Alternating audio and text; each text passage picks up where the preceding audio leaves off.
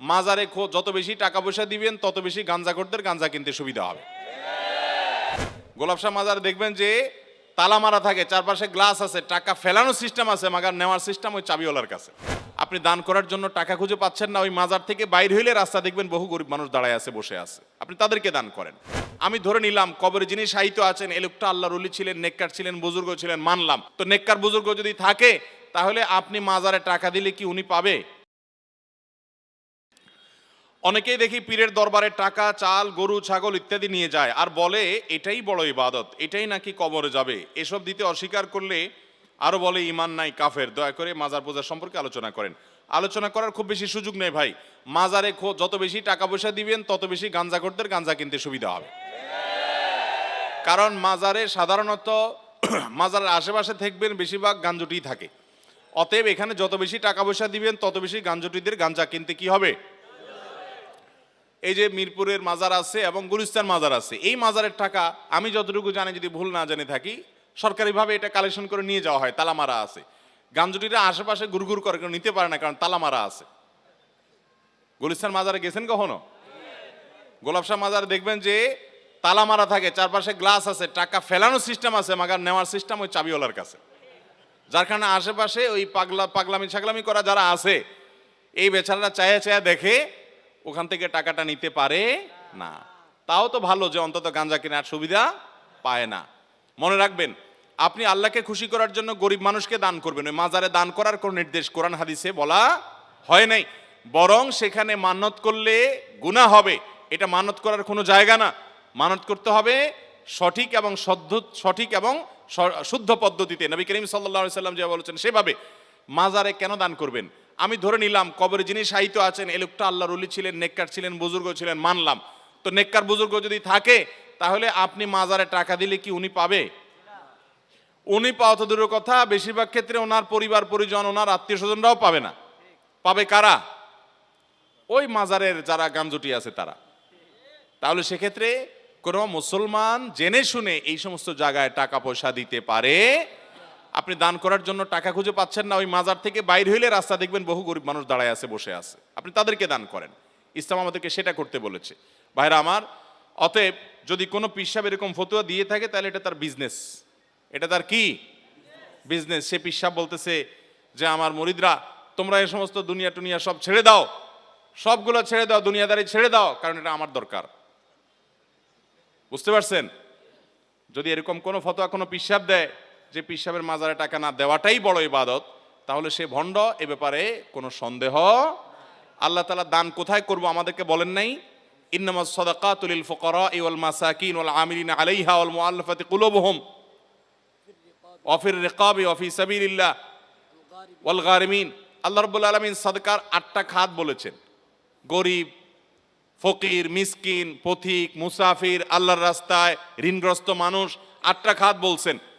এই 8 খাতের মধ্যে ওয়াফিল মাজারাত এরকম কোনো খাত নাই। তাহলে বোঝা গেল এই সমস্ত জায়গায় দান করার কোনো নির্দেশ কোন হাদিস তো নাই, বরং এর কারণে কি হতে পারে? গুনাহ হতে পারে।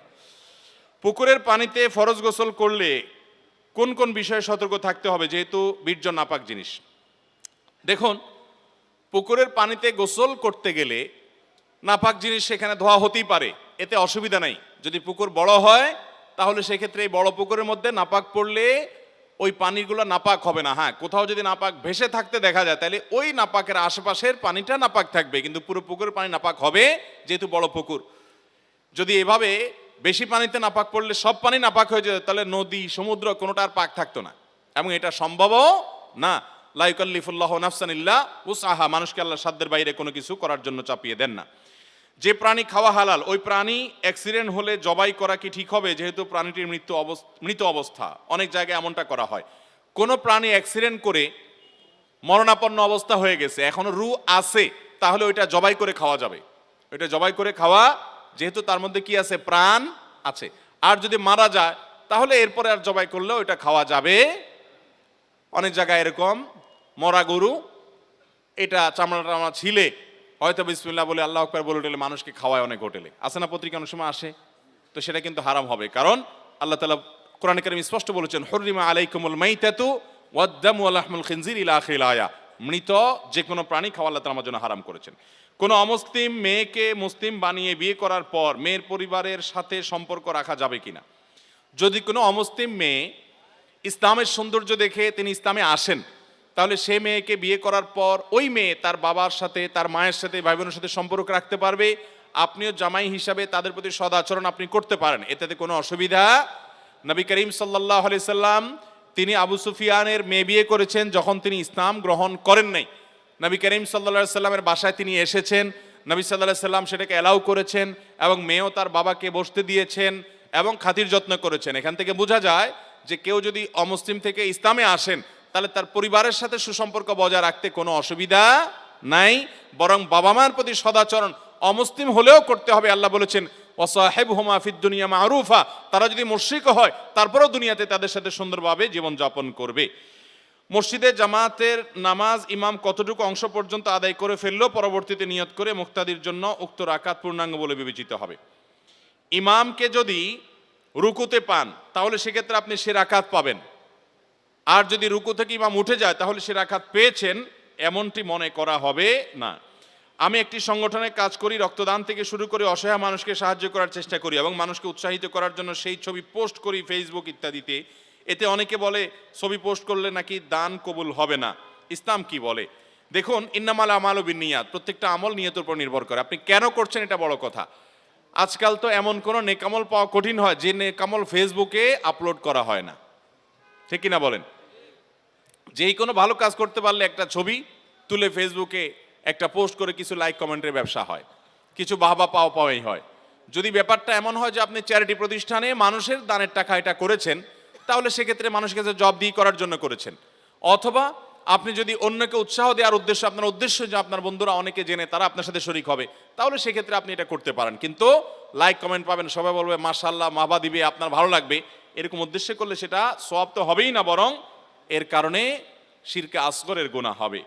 বৃদ্ধাশ্রম করা কি জায়েজ? বৃদ্ধাশ্রম ও এতিমখানার জন্য একটি জমি দান করা হয়েছে, এখন স্থাপনা করার সামর্থ্য নেই, জমিটি পড়ে আছে, জমিটিতে ফসল ফলিয়ে ভোগ করা যাবে কিনা এবং অন্য খাতে ফসলের ব্যয় করা যাবে কিনা। যদি কেউ দান করে থাকেন তাহলে সেক্ষেত্রে ওইটাতে ফসল ফলানো যাবে, ফসলের কাজ যেই খাতে দান করেছে ওই কাজে ব্যয় করবেন। আর বৃদ্ধাশ্রম করা এটা নাজায়েজ বা হারাম কাজ না, কিন্তু ইসলাম এমন সমাজ ব্যবস্থার কথা বলে যেই সমাজে কোনো বৃদ্ধাশ্রমের প্রয়োজন হবে না। কথা কি বুঝাতে পারছি? বৃদ্ধাশ্রমের প্রয়োজন হবে। বৃদ্ধাশ্রমের কেন প্রয়োজন হবে? সন্তান বাবা মাকে দেখাভাল করবে, বাবা সন্তান যদি না থাকে তাহলে অন্য কারো না কারোর উপর ইসলামের দৃষ্টিকোণ থেকে দায়িত্ব বর্তাবেই, কেউ না কেউ দায়িত্ব নিতে বাধ্য। বৃদ্ধাশ্রমের প্রয়োজন নেই। আলহামদুলিল্লাহ, জন্য মুসলমানদের সমাজগুলোতে বৃদ্ধাশ্রমের কালচার সেভাবে নাই। আল্লাহ তাআলা আমাদের দেশে যেন বৃদ্ধাশ্রম করার জন্য প্রয়োজন না হয় সেই তৌফিক আমাদেরকে দান করুন।